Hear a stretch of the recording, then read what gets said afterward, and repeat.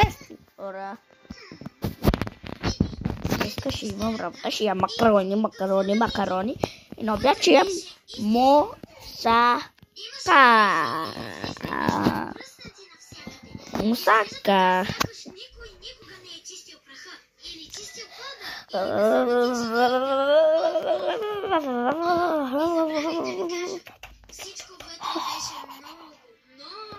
Значи,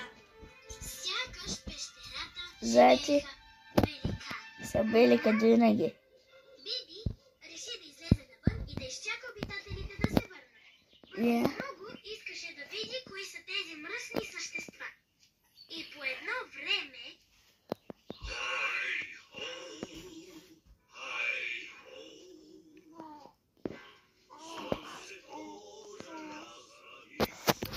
Много ви обичам, хора, ама трябва да ям закуска.